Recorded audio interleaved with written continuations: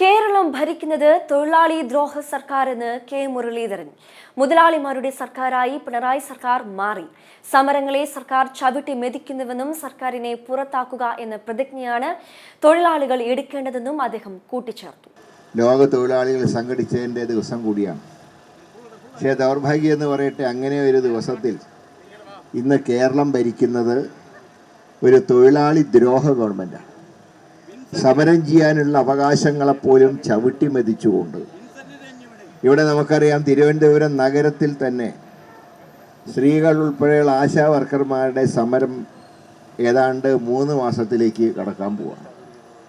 അതുപോലെ തന്നെ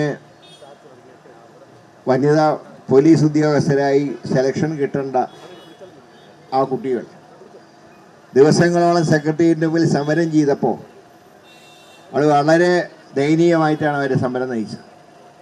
ഉപ്പ് വെതറി അതിലെ മുട്ടുകുത്തി നടന്ന സംഭവം വരെ ഉണ്ടായി, ചോരയൊലിച്ചു.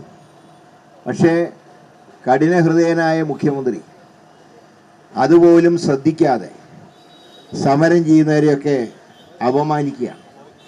ഇന്ന് കേരളം ഭരിക്കുന്ന സർക്കാർ ഇടതുപക്ഷ സർക്കാരല്ല, മെയ്ദിന സന്ദേശം ഉൾക്കൊള്ളുന്ന സർക്കാരല്ല, മറിച്ച് കുത്തക മുതലാളിമാരുടെ സർക്കാരായി കേരളത്തിലെ പിണറായി വിജയൻ സർക്കാർ മാറിയിരിക്കുകയാണ്.